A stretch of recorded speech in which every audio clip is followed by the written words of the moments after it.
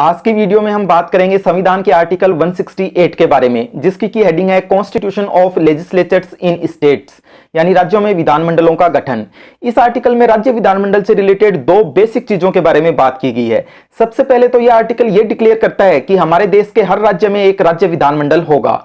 जाहिर सी बात है कि इसका काम होगा उस राज्य के लिए कानून बनाना।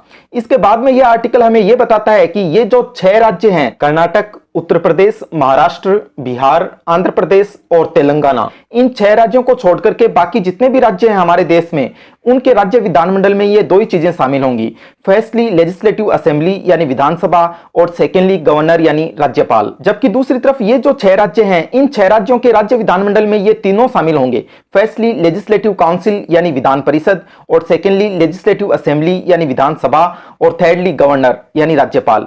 यहां पर कहने का मतलब बिल्कुल साफ है कि हमारे देश में आज के दिन टोटल 6 ही ऐसे राज्य हैं जिनके राज्य विधानमंडल में 2 सदन हैं, यानी कि विधानसभा के साथ साथ विधान परिषद भी मौजूद है।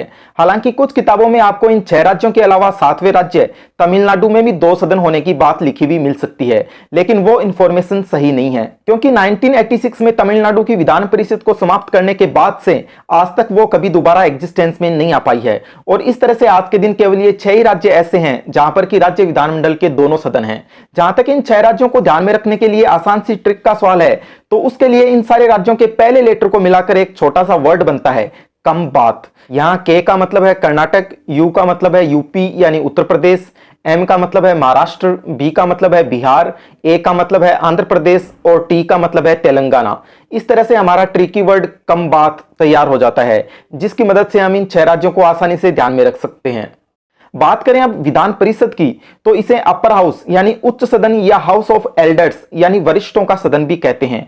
जबकि जो विधानसभा होती है उसे लोअर हाउस यानी निचला सदन या पॉपुलर हाउस यानी लोकप्रिय सदन भी कहते हैं। इसके बाद अंत में बारी आती है गवर्नर की। गवर्नर को इसलिए राज्य विधानमंडल का एक हिस्सा माना गया है क्योंकि कोई भी जो बिल या विधेयक होता है वह सिर्फ विधानसभा और विधान परिषद से पास होते ही एक्ट या अधिनियम नहीं बन जाता, बल्कि इन दोनों सदनों से पास होने के बाद में उसको गवर्नर की असेंट यानी राज्यपाल की अनुमति भी जरूरी होती है।